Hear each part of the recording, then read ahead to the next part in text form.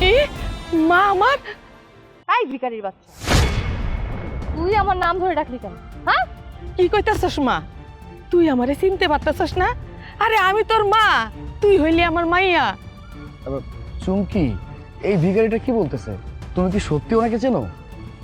আরে না, কি বলতেছো তুমি এসব? আমি এই ভিখারিকে কোথা থেকে চিনবো? আমি তো ওনাকে প্রথমে দেখলাম। আমি বুঝতে পারছি এই মহিলা নিশ্চয়ই কোনো ফাঁদে ফেলাইতে চাচ্ছে। দেখতে পাচ্ছে না আমরা অনেক বড় লোক, এই জন্য এই অভিনয়টা করতেছে। বুঝতেছো না কেন? না রে মা, আমি মিছা কথা কইতাছি না।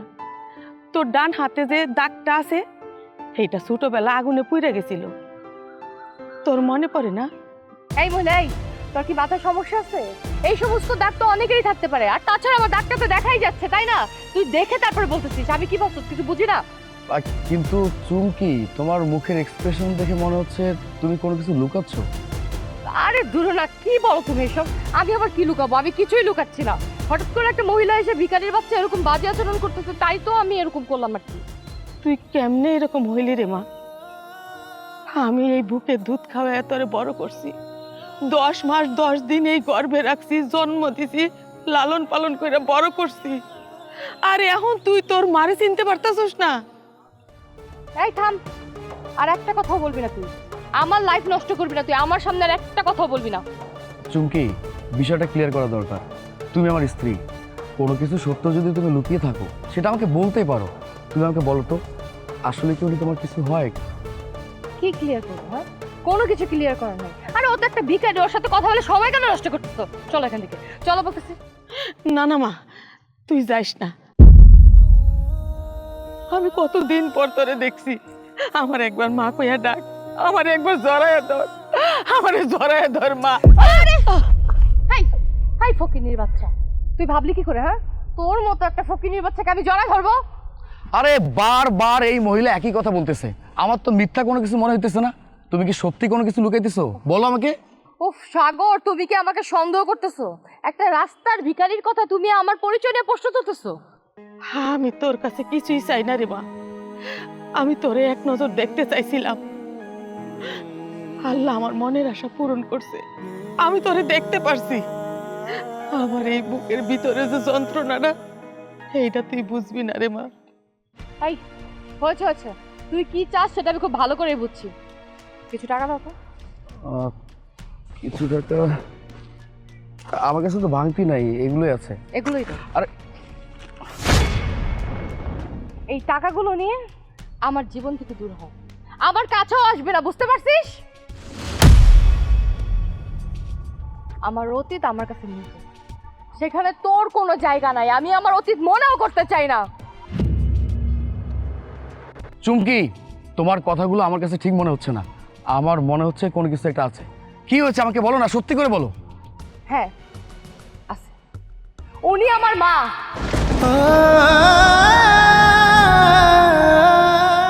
উনাকে যে আজকে এইভাবে দেখবো সেটা আমি কোনোদিন ভাবতেও পারি।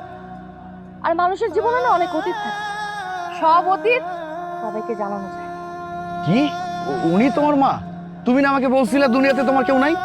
হ্যাঁ বলছি, কারণ উনি সহ উনার ছেলের আমার জীবনে কোনো অস্তিত্ব নেই। আর তুমি চলো, চলো এখান থেকে। কিন্তু কোনো কিন্তু না, তোমার যত প্রশ্নের উত্তর সব আমি বাড়ি গিয়ে দিব। তারপর আমি এই মহিলার সামনে দাঁড়া থাকবো না, এই মহিলাকে আমি আর দেখতে পারতেছি না। তুমি চলো, চলো এখান থেকে। মা মা ah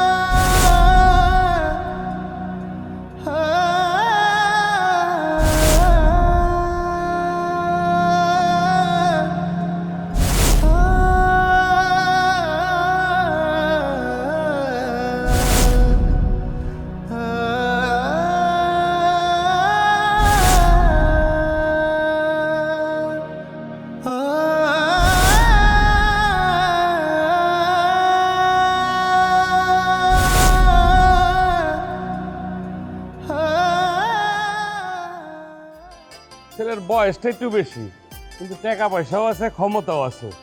এমন সুযোগ হাতছাড়া করা ঠিক না। আর যদি হাতছাড়া করো সারা জীবনে আফসোস করবা কিন্তু। আমাদের অবস্থা তো তুমি জানো, অভাব অনটন আমাকে গলা পর্যন্ত এসে ঠিকে গেছে। এই পাত্র যদি আমরা ধরতে পারি, আমাদের অভাব মনে হয় চিরতরে বিদায় হই। হ, আমার মা ঠিক কথাই কইছে। আমাকে সংসারের অবস্থা যেমন একটা ভালো না। আমার একটা ব্যবসা করার খুব ইচ্ছা, কিন্তু টাকা নাই, কেউ সাহায্যও করে না। যদি এই বিয়েটা হয় তাহলে আমাকে কপাল খুইলা যাবে। এই নিয়ে চিন্তা করতে হইব না, আমি দেখে নিব।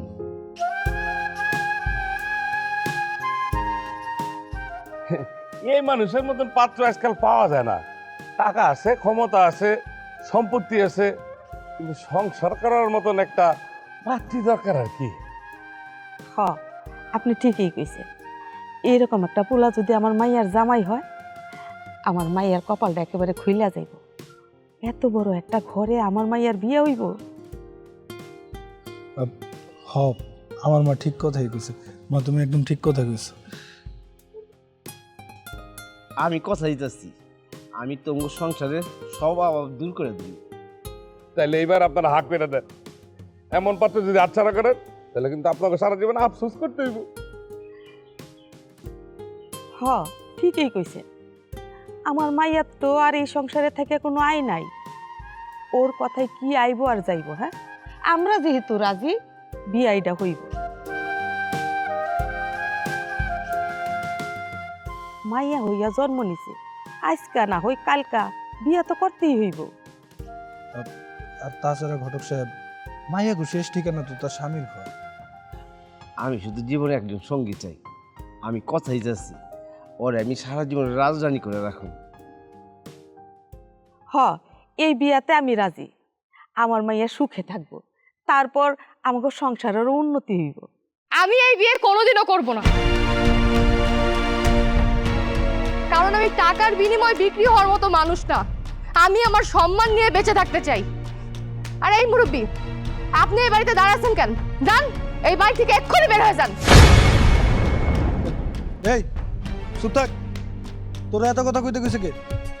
আমরা তোর ভালো বুঝি না? আমরা কইছি যেহেতু এই বিয়ে হইব, এই বিয়ে করতে হইব। ভাইয়া, জীবনটা আমার, আমি সিদ্ধান্ত নেব আমি কাকে বিয়ে করব কাকে করব না। আর এই যে এই টাকলা, আমি একবার বলছি না এই বাড়ি থেকে বের হয়ে যেতে। আর এই যে ঘটক সাহেব, আপনি এই টাকলা দিনে এক্ষুনি আমাকে বাড়ি থেকে বের হয়ে যান, বের হয়ে যান। এই মেয়ে তো অনেক বেয়াদব। আজকালকার মায়ের লোক গো স্বাধীনতা দিলে এমনই হয়। বড় গো মানতে চায় না, নিজের অনেক বড় মনে করে। দেখ, এত কথা কইবি না কিন্তু। মাইয়া হইয়া জন্ম নিছস, বিয়া তরে করতেই হইব। তোর মতো বুঝা আমরা এই ঘরে রাখতে পারব না। আমি কারো বোঝা না, আমি নিজের পায়ে দাঁড়াতে চাই। আমি নিজের কোনোদিন বিক্রি করব না। আর এই যে মুরব্বী, আপনি এক্ষুনি এই বাড়িতে দাঁড়াচ্ছেন কেন? দাঁড়ান, বাইরে করতেছি। এই বিয়েটা না হইলে কিন্তু পরে কানবা, আর পরে কিন্তু ভালো করে পস্তাইবা। আমি এ অপমান নিয়ে যাইতেছি, কিন্তু মনে রাখো সুযোগ কিন্তু বারে বারে আসে না। এই ঘটক, চলো।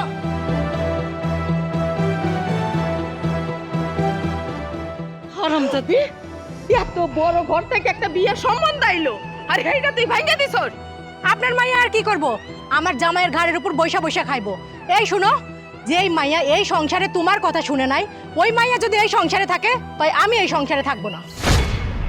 এই তুই এখন এই মুহূর্তে আমার বাড়ি থেকে চলে যা।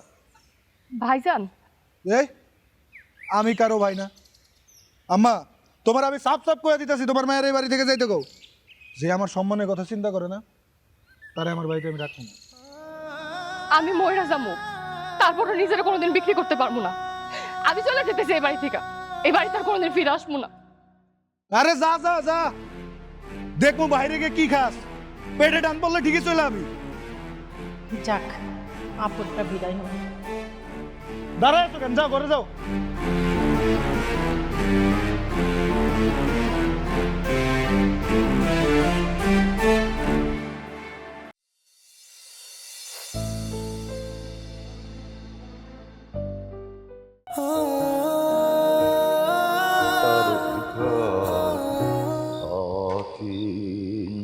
পাখি কেমনে আসে যায় তারে।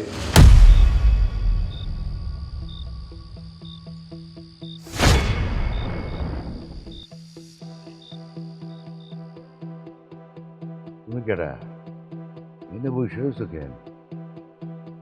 আমি আপনাকে পাশের গ্রামে থাকি, নিজের পায়ে দাঁড়াবো বইলা গ্রাম ছেড়া বাড়ি ছেড়া এই গ্রামে চলে আসছি।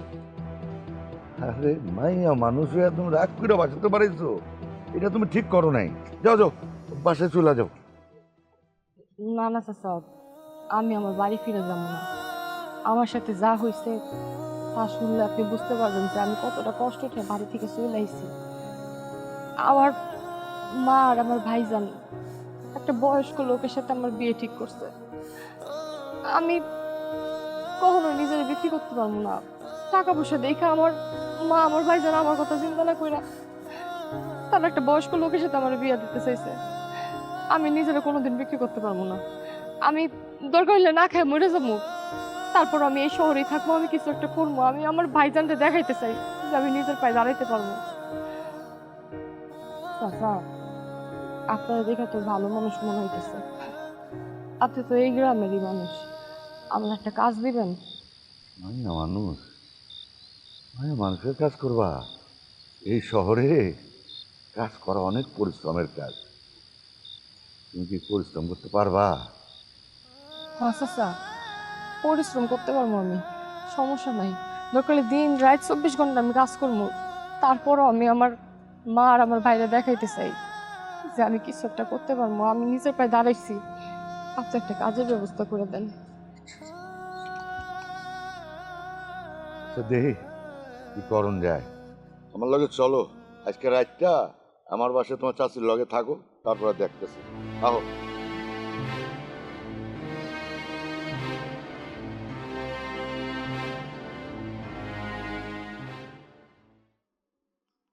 আসো আসো।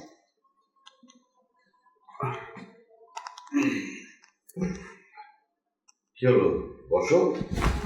এই দাঁড়াও বাবা, এই মেয়েকে এখানে কি করো? ও আমার মেয়ে। কি তোমার মেয়ে মানে? বাবা তুমি বিয়ে করেছো আমাদের না জানিয়ে? মা মারা গেছে সেই ছোটবেলায়, কখনো তো তোমার মধ্যে এরকম কোনো কিছু দেখিনি। আজকে তুমি এত বছর পর তোমার নিজের মেয়েকে নিয়ে আসছো। সি সি সি বাবা, তুমি তুমি আমার বাবা, এটা আমার ভাবতেই লজ্জা লাগছে।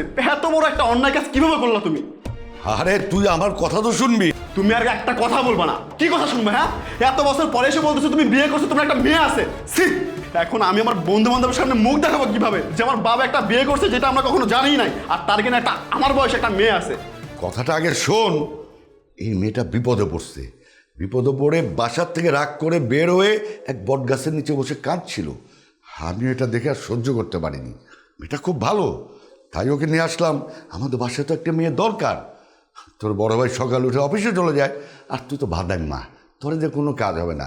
এই বাসার কাজ কীভাবে হয় তুই জানিস? তাই ওকে নিয়ে আসলাম, মনে করলাম সংসারটা রাতে বুঝিয়ে দিয়ে আরাম করে থাকবো। ওরে বাবারে বাবা, অনেক বড় মহৎ কাজ করে ফেলেছেন আপনি। আপনার কি আজকালকার মেয়ের ব্যাপারে কোনো ধারণা আছে? আজকালকার মেয়েরা কি করে জানেন? তারা সরলতার সুযোগ নিয়ে বড়লোক বাড়িতে যায়, তারপর 2 দিন থেকে সব কিছু চুরি করে ভাগায় নিয়ে চলে যায়। কয়দিন পরে ঠিকই বুঝবেন আর আমার কথা মনে পড়বে। কি বলছিস সেসব? ও একটা ভালো মেয়ে, আর আমি ওকে মেয়ের মতোই দেখবো। তুমি কি এটা এতিমখানা খুলে রাখছো? যাকে তাকে এখানে ঠাই দিবা? কই থেকে না কই থেকে একটা রাস্তার মেয়েকে ধরে এনে বলে যায় এবার এই মেয়ে চত্ব সব। দেখো বাবা, এখনো সময় আছে, এই মেয়েকে এখান থেকে পাঠাই দাও। এই তুই আর একটা কথা বলবি না, আমি যেটা ডিসিশন নিছি সেটাই ফাইনাল। ঠিক আছে, তোমার যা মন খুশি তাই করো। মা তুমি কিছু মনে করো না, ওরা একটু এরকমই। বসো, শোনো, বসো। তুমি কিছু মনে করো না, এই 2 দিন পরে দেখবে সব ঠিক হয়ে গেছে। আর বোঝোই তো বাসায় কেউ নাই, তুমি আমার মেয়ের মতো থাকবে, তোমাকে আমি সংসারটা বুঝিয়ে দেবো, তুমি সেইভাবে সংসারটা চালাবে, খাবে দাবে ঘুমাবে, বাস।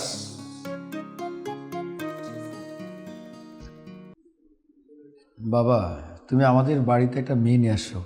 মেয়েটাকে চেনো, জানো, পূর্ব পরিচিত কোনো কিছু? না সেইভাবে চিনি না, তবে আমার মনে হয় মেয়েটা ভালো। আমি তো অফিসে অনেক লোকজন চড়ায় বেড়াই, আমি ওকে দেখে মনে হয়েছে বিশ্বস্ত। ওর দ্বারা আমাদের পরিবারের কোনো ক্ষতি হবে না বা আমাদের সংসারের কোনো ক্ষতি হবে না। দেখো বাবা, তোমাকে আমি একটা কথা বলি, এখনকার সময়টা ভালো না। অনেক ছেলে মেয়ে বয়স্ক মানুষ তারা নানান রকম অজুহাত তৈরি করে, বলে যে আমার এই বিপদ, এই সমস্যা, মা নেই, বাবা নেই, আত্মীয় স্বজন নেই, কিচ্ছু নেই, আমি অসহায়, আমাকে আশ্রয় দেন। এরপর কি করে? আশ্রয় নেওয়ার পর একটা বাড়িতে ওঠার পরে স্বর্ণ অলঙ্কার থেকে শুরু করে টাকা পয়সা যা কিছু আছে সব কিছু চুরি করে ভাগিয়ে যায়। এমন কোনো কাজ করো না যেটার জন্য আমাদের পরিবারের সমস্যা হতে পারে। না না না, এমন কিছু মনে হয় করবে না, কারণ আমি এতদিন যা দেখেছি সেই বিশ্বাস আমার আছে। আচ্ছা ঠিক আছে, তুমি তো আমার থেকে বেশি ভালো বোঝো। তোমার কাছে যদি মনে হয় যে মেয়েটা ভালো, এই বাড়িতে থাকলে কোনো সমস্যা হবে না, ওকে ফাইন থাকতেই পারে। ঠিক আছে, তোমার বিশ্বাসে আমার বিশ্বাস।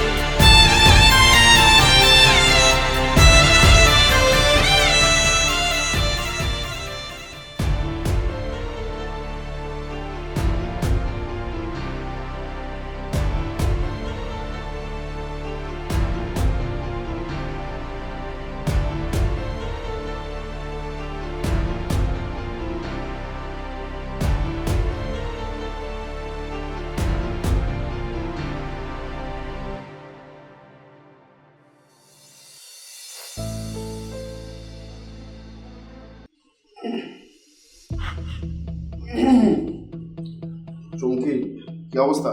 কাজ করতেছো? জি, কিছু বলবেন? তোমাকে একটা কথা বলার ছিল, কিন্তু বলবো কি না বুঝতেছি না। আচ্ছা, দ্বিধাবোধ না করে বলেই ফেলি না? জি বলেন। এই নাও, এই টাকাগুলো রাখো।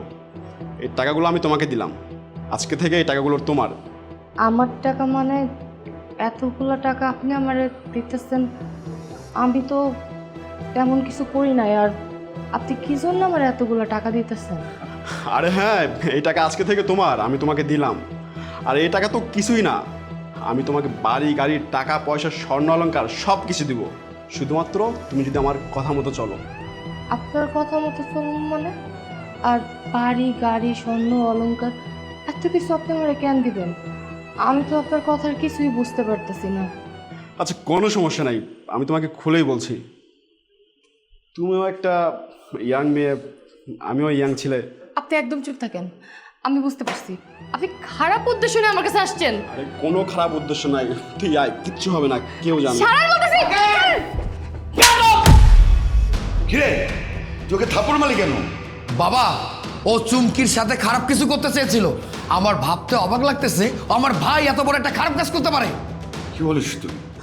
না মানে বাবা, বাবা আসলে ভুলে কি না কি করে ফেলছি, আমি বুঝতে পারিনি। বাবা প্লিজ, তুমি কিছু মনে করো না, আমার ভুল হয়ে গেছে। ঠিক করেছিস, ওর মতো কুলাঙ্গার সন্তানকে আমি এই বাড়িতে রাখতে চাই না। বাবা কি বলতেছো তুমি? আমি বুঝলাম না। আমি তোমার নিজের সন্তান বাবা, তুমি আমাকে বাসা থেকে বের করে দেবে একটা মেয়ের জন্য? আমি না হয় তোমার ছেলে একটা ছোটোখাটো ভুল করেই ফেলছি, তাই জন্য তুমি এত বড় একটা সিদ্ধান্ত নিবা? দেখো বাবা, আমি ভুল করছি, আমি ক্ষমা চাচ্ছি, প্লিজ তুমি এটা নিয়ে আর বাড়াবাড়ি করো না। কিসের ছেলে? কার ছেলে? তোকে আমি ছোটবেলায় এক অনাথ আশ্রম থেকে নিয়ে আসছিলাম, বলেছিলাম তোকে মানুষের মতো মানুষ করবো, তুই মানুষ হোস নাই, তুই একটা অমানুষ। কি? আমি অনাথ? আমাকে তুমি এতিমখানা থেকে নিয়ে আস? বাবা, বাবা তুমি মজা করতেছো আমার সাথে না? এমন হতে পারে না, তুমি আমার বাবা। বাবা, বাবা তুমি কি বলতেছো? সাকিব আমার ভাই না? না রে বাবা, তোকে আমি এতদিন বলিনি বা তোকে জানতেও দেইনি।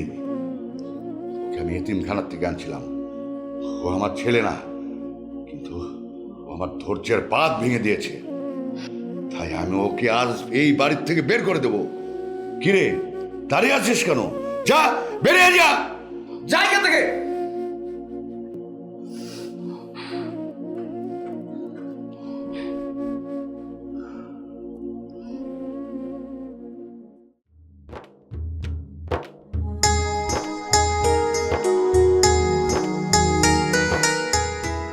গাড়ি আসা এখনো দেরি আছে।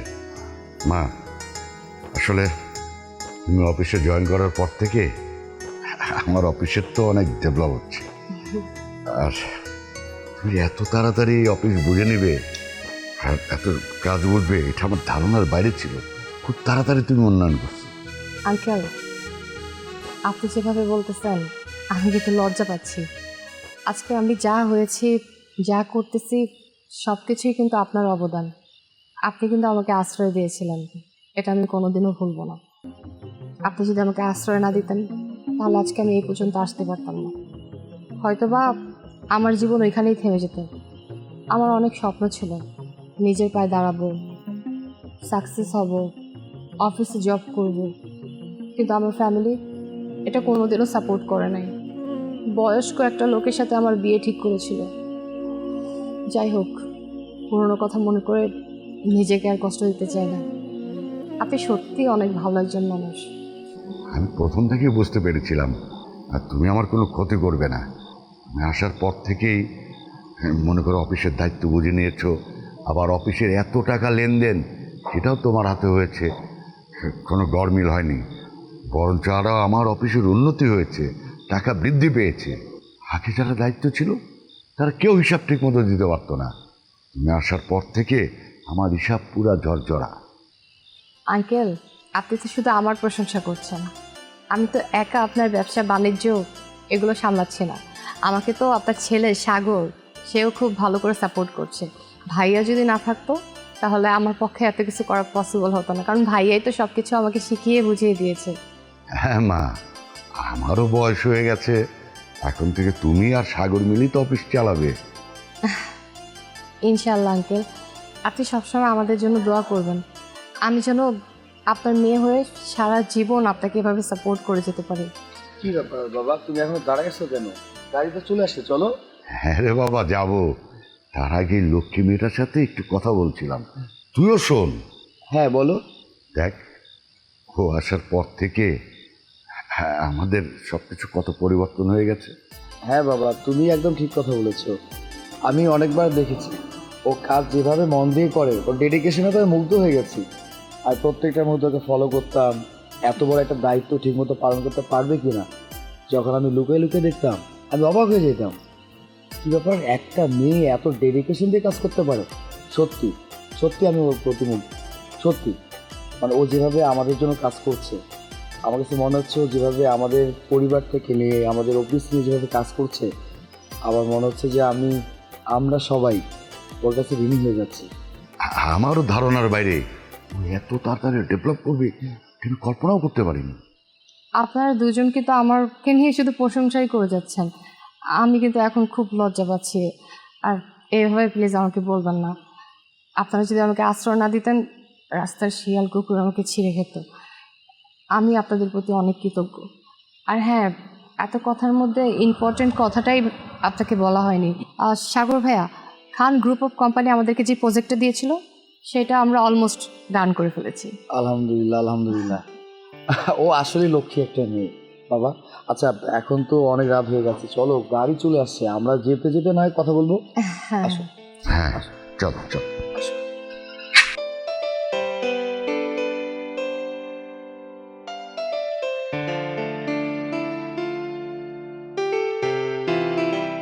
বাবা, তোকে একটা কথা বলতে চাই। হ্যাঁ বাবা বলো। না মানে এত বড় বাড়ি, দেখাশোনার তো কেউ নাই, একটা তো মেয়ে লাগে। আমাদের এই বাসা দেখাশোনা করার জন্য মেয়ে দরকার। চুমকি তো আছে বাবা, তাহলে আর মেয়ে দরকার কেন? ঠিক আছে, চুমকি আছে, কিন্তু পার্মানেন্টলি তো একটা মেয়ে লাগে। পার্মানেন্ট একটা মেয়ে দরকার? তুমি কি বলতে চাইতেছো বাবা? তুমি কি আরেকটা বিয়ে করবা এরকম কিছু? কি বলছিস এসব?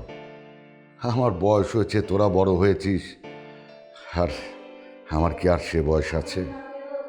আর তাছাড়া আমাদের কোটি টাকার প্রপার্টিজ, আমি ব্যবসা দেখাশোনা করি, তুইও দেখাশোনা করিস, আর তাছাড়া বাড়িতে তো একটা বোর্ড দরকার, তোরও বয়স হয়েছে, আর তাছাড়া এই যুগে একটা ভালো মেয়ে পাওয়া তো অনেকটা। আমি বুঝতে পারতেছি না কিছু, মানে বিয়ে আবার চুমকি এসবের সাথে কি সম্পর্ক কিছুই বুঝতে পারতেছি না, একটু ক্লিয়ার করে বলো।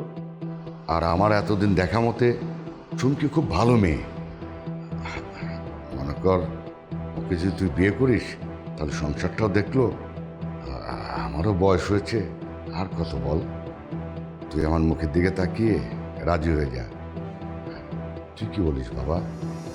বাবা তোমার যেটা ভালো মনে হয় করো, সমস্যা নেই।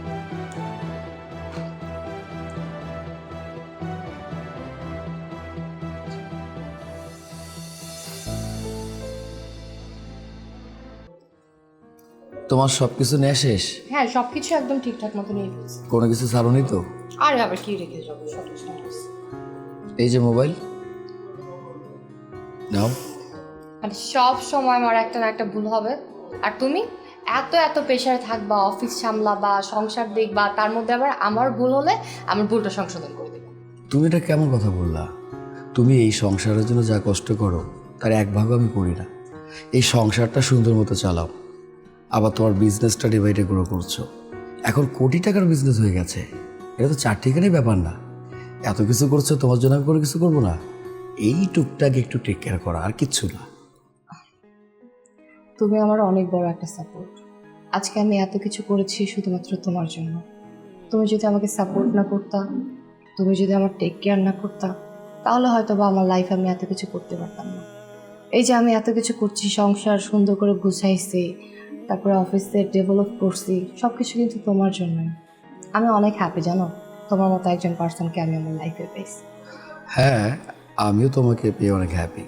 তুমি বললে না যে আমার জন্য সব কিছু হয়েছে, ব্যাপারটা একেবারে ভুল। আল্লাহ চেয়েছে বলে হয়েছে, হয়তোবা আমি একটা অসিলা ছিলাম, আর কিচ্ছু না। আচ্ছা, অলরেডি আমি লেট হয়ে গেছি। হ্যাঁ যাও, মানে ওই বলছিলাম কি, মানে আমরা হ্যাপি, খুব সুন্দরভাবে আমাদের সব কিছু চলছে, টাকারও কোনো সমস্যা নাই, কিন্তু কেমন জানি মনে হচ্ছে আমাদের বাড়িতে কিছু একটা ঘাটতি আছে।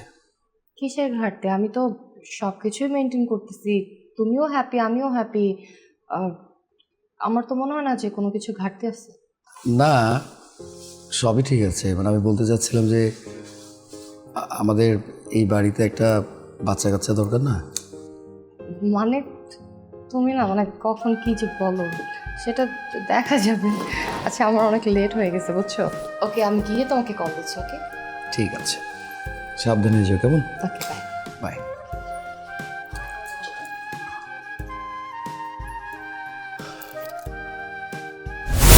তাহলে তুমিই বলো, আমি কি অন্যায় কিছু করেছি?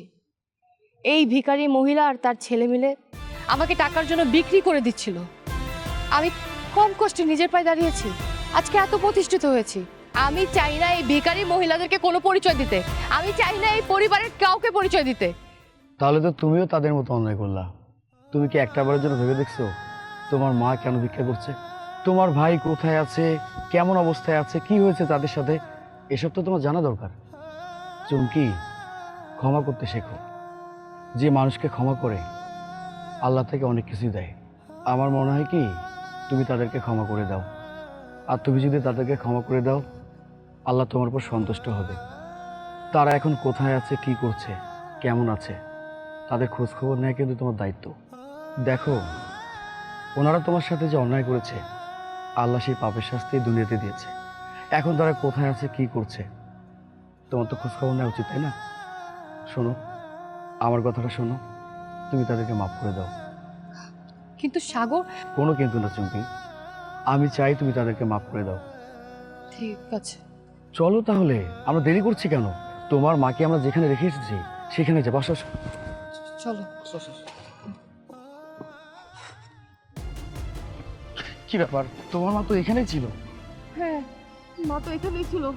এখানে আশেপাশে তো কোথাও দেখতেছি না। আমার মাকে আবার চলে গেল, আমি কি মাকে হারাই ফেললাম? আরে না, কিচ্ছু হবে না, তুমি তো চিন্তা করো না। চলো তো সামনে গিয়ে দেখি। চলো। এই রাতের বেলায় ঠিক আছে।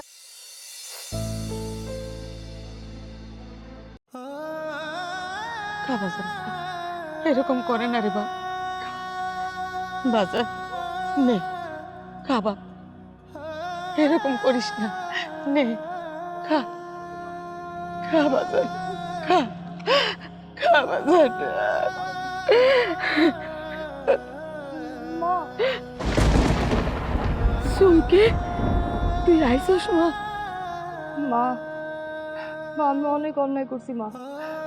আমি আমি তোমার অনেক অপমান করছি। আমার তুমি মাফ করে দাও মা। আমি অনেক অহংকার করছি, আমি ভুল করছি মা। না রে মা, তুই তো কোনো অন্যায় করিস নাই। অন্যায় তো করছি আমরা, তোরে রাস্তায় নামায় দিছিলাম। আমরা সেই পাপের ফল ভোগ করতেছি। এখন বুঝতেছি রাস্তায় নামলে কত কষ্ট হয়। ভাইয়া, মা, ভাইয়ার এই অবস্থা কেন? ভাইজানে কি হয়েছে মা? মা কান্তাছো কেন? মা কি হয়েছে ভাইজানের? আমার কও না। মারে, এইসব কাহিনী শুনলে তোর বুকটা ফাইটা যাবে রে। মা, কি হয়েছে খুলে বলুন, আমরা সত্যটা জানতে চাই। শুনতে চাও? তাইলে শুনো।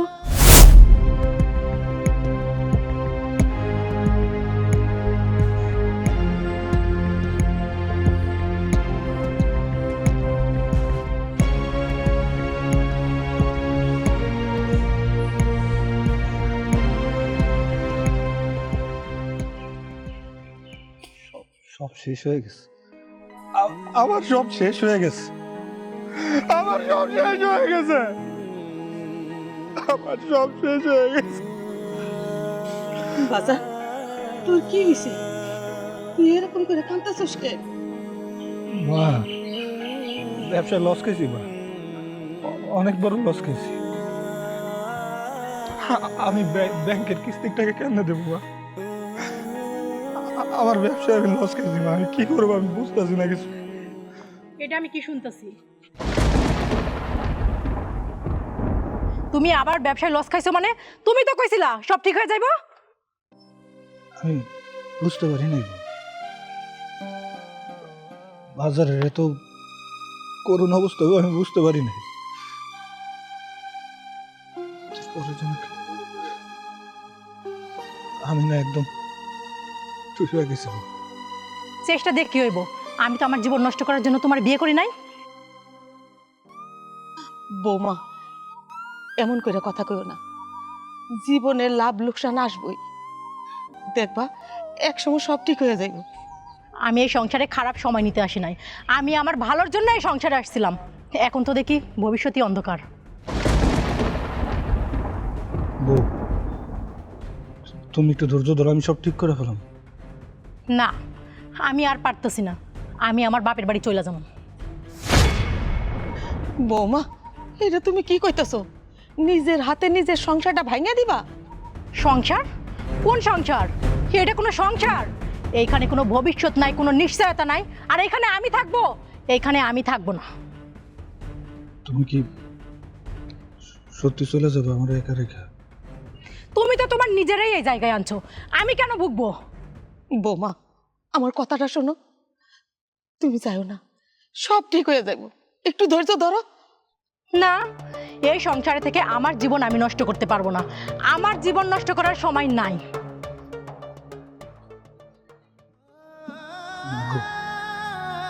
আমার সব শেষ মা, সব শেষ। আমার সব শেষ মা, আমার সব শেষ।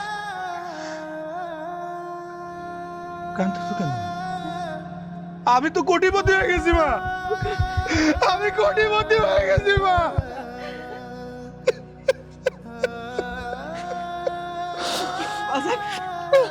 বাজান মা আমি কোটিপতি হয়ে গেছি টাকা লাগবো না ওই দাও টাকা ওই যে টাকা ওই যে টাকা ওই যে টাকা মা আমি কোটিপতি হয়ে গেছি মা আমি কোটিপতি হয়ে গেছি মা বউ কই যাইতেছো তুমি যাও না আমি কোটিপতি হয়ে গেছি তোমার টাকা লাগবো না আমি কোটিপতি হয়ে গেছি আমি দিব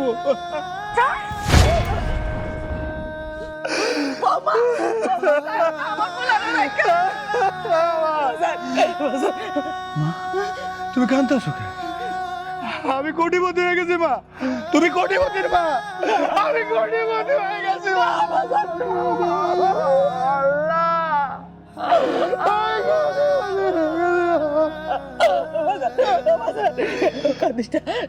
আমার অনেক টাকা আমার অনেক টাকা আমার অনেক টাকা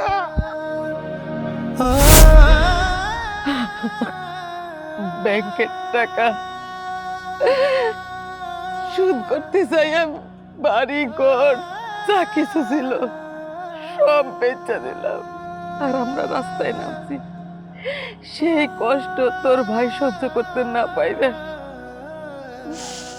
পাগল হয়ে গেছে মা পোলায় রাস্তায় রাস্তায় ঘুরতেছে মা মা আর আমার এই সমস্ত কথাগুলো বললো না মা কষ্টে আমার বুকটা ফাইটা যেতেছে আমি আর নিতে পারতেছি না মা আমি অনেক বড় ভুল করছি মা আমি নিজের কষ্টের কথা চিন্তা কইরা আমি তো আমাকে কষ্ট ভুল লাগেছি মা আমি কত বড় কর মানুষ আমি নিজের মারে ভিক্ষা করতে দেখাও আমি চোখ ফিরে চলে গেছি আমি অনেক অহংকার করছি মা তুমি আমারে মাফ করে দাও মা ভাইজান আমি চুমকি ভাইজান ভাইজান আমি তোমার বোন তুমি আমার চিনতে পারতেছো না ভাইজান ভাইজান দেখো আমি তোমার বোন চুমকি বোন আমার তো কোনো বোন নাই আমার বোন নাই আমি তো কোটিপতি আমার কোনো বোন নাই ওই যে আমার বোন ওই যে আমার বোন ওই যে না আম্মা হ্যাঁ আমার বোন ভাইজান কি কো তুমি আমি অনেক দূরে না আমি এই যে তোমার সামনে আমি তোমার ঘরে ছেড়ে কোথাও যাবো না আমি কথা দিতেছি আমি এখন থেকে তোমাকে সাথেই থাকবো মারে তুই কি সত্যি কইতাছস আমাকে তুই মাফ করছস মা আমি তোমার ঘরে মাফ করে দিই আমি সত্যি কইতাছি আমি তোমার ঘরে ছেড়ে কোথাও যাবো না আর তোমরা এখন থেকে আমার সাথেই থাকবা আমি তোমার ঘরে এই রাস্তাঘাটে আর থাকতে দেব না সাগর আমি চাই আমার মা আর ভাই আমার সাথে থাকবো চুমকি আমি তো এটাই চেয়েছিলাম এটাই আমাদের আসল জয় মারে তোরে দোয়া করি আজ থেকে তুই আমাকে নতুন জীবন দিলি রে মা নতুন জীবন দিলি মা